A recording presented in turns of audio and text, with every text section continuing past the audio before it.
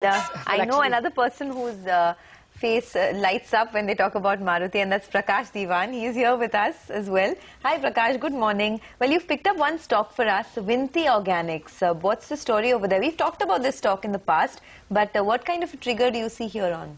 Yeah, so, I think this area of specialty chemicals is just kind of getting more interesting. In fact, yesterday there was a leading player called Omkar that's announced that they're entering the vitamin business, which is a forward integration in a very, technologically challenging way.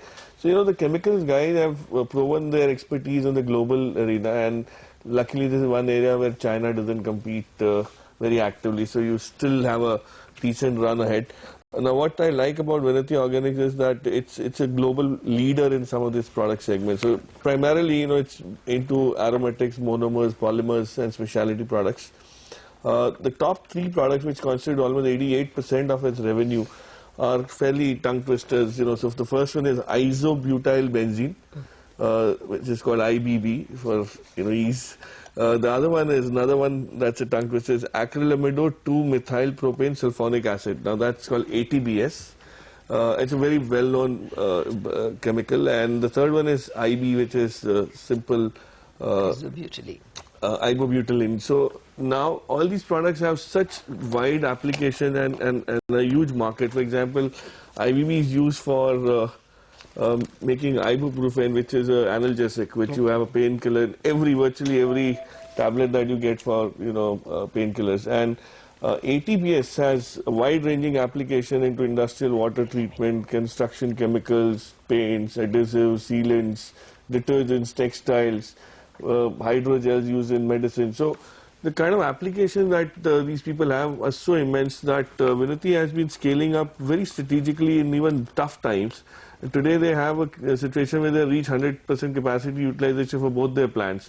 And globally, they're market leaders for IBB and ATBS, which is very heartening, because the ibuprofen that they supply globally is recognized as the best in quality. The purity levels are 99.8 vis-a-vis global standards of 99.5%. So, and the major exports are to the US. 40% is to the US, another 40% roughly is to the European Union, and 20% is to the MENA market. So they've constituted the growth completely out of the exports basket, but domestically also they have some leadership. But that's kind of nothing very, unique of sorts, because there are other players who also are in that space. Now, if you look at the expansion that they're getting into, it's a 2 billion expansion and a little bit of debottlenecking. It helps them improve capacities from 12,000 to about 15,000. Without additional debt, without additional, it's just debottlenecking that helps them do that. They're introducing newer products so that the dependence on these three is not very major. So they'll have about 14 products going forward and about 65 clients across 25 countries. Huge leadership position. The ROC, the last 5 years they've grown 50% CAGR on exports itself. The ROC, ROE, if you look at it's in the mid-30s, and there's hardly any debt. They're trying to retire that. The manager is very confident by FY17 will be zero debt. If you scale up to such a scale where you are a global leader, and market share of 65%, 45% is huge. What has happened about this company is that it doesn't get talked much about, because it's been into this very boring kind of business where it keeps on supplying to the same customer. There's nothing exciting about products. Okay. But I think the discounting should change. FY17 is discounted roughly about 16 times on FY18. And why I'm taking FY18, though it seems slightly of a long shot, is because the expansion is going to be in FY17, so the true impact of that will be felt the next year.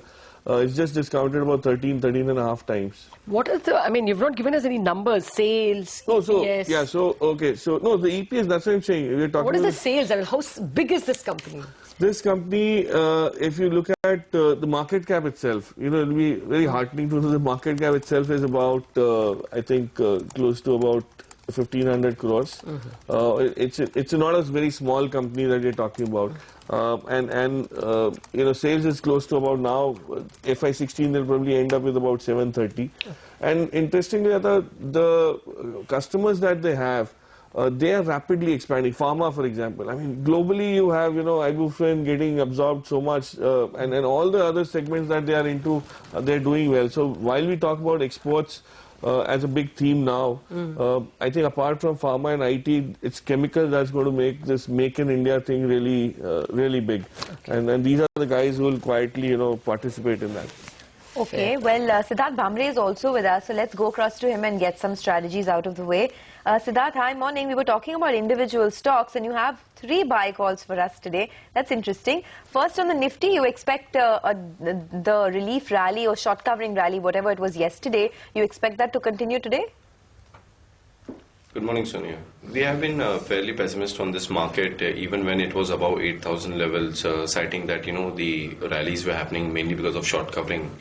And at higher levels, we are more on short stocks rather than shorting index. So it's been after quite some time we are initiating some long strategy or any strategy, as a matter of fact, in futures, in index futures. So what we are suggesting is that between 7600 and 7650, one should buy Nifty December futures, and we have strongly recommended buying on Friday and Monday to our clients. So that's a disclosure. And we are suggesting a covered call strategy. We are expecting a bounce in this market. Now there are 2 theses that why we are expecting bounce. First, that liquidity which was moving out, that has taken a pause, and we are not seeing much selling by FIs in cash market as well. And FNO also, they have been very inactive. Yesterday, though, they have bought significantly 7,500 put option, which one can consider that as a cover to the event. But eventually, if you see what Fed would decide, and last September, if you guys recall, same song was getting repeated that okay, if US hikes the interest rate, then it is good, and then markets were going up. Now we are listening same things again. And if at all they don't hike interest rates, the liquidity which was moving towards dollar denominated assets would temporarily move out of that and come to emerging market. And India being strong, everybody is saying that. So I'm expecting, if at all, if there is a rate hike, there would be a labored move up towards 7850, 7900. And if there is no rate hike, you will see a fast move towards 8,000 levels. So that's the reason I'm suggesting to go long in Nifty at current levels. I'm also suggesting a stop loss of 7480 over here. So that's the call in Nifty. And Bank Nifty, I'm not so very optimistic, but you may see short covering rally there also. But Nifty is the place where I would suggest to strongly go long at this point of time. Okay, Bank Nifty, what are the levels though? Another huge formation of short positions took place in last 5 to 6 trading sessions in Bank Nifty. 16,000 is very good support. I doubt that support would be breached immediately before this Fed policy. And even if it's breached, you have next support immediately around 15,700, 15,600 odd levels.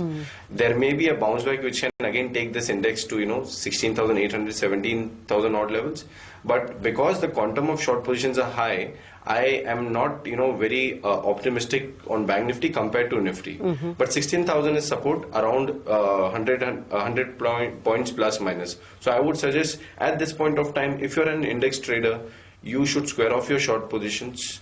Maybe you can form at higher levels. And if you're a short-term trader, when I say buy Nifty or say there will be a bounce back in Bank Nifty, I'm purely talking from 8-10 days perspective and not a trend reversal. Okay, well, actually, yesterday Sudarshan was even much more pessimistic on Bank Nifty. I remember he said even 15,400 is not outside his ken. But let me quickly run through your other FNO strategies. You have a buy on Siemens, Siddharth. Yeah, the stock has been correcting. We are seeing that around 1120 to 1150 stock has good support. Though in FNO we have seen very little formation of long positions, but we are seeing some cash-based buying happening in this counter. I'm expecting a pullback in Siemens. I don't have very aggressive target price as such. I'm expecting 1248, around 1248, 1250 in this stock, and stop loss around 1115.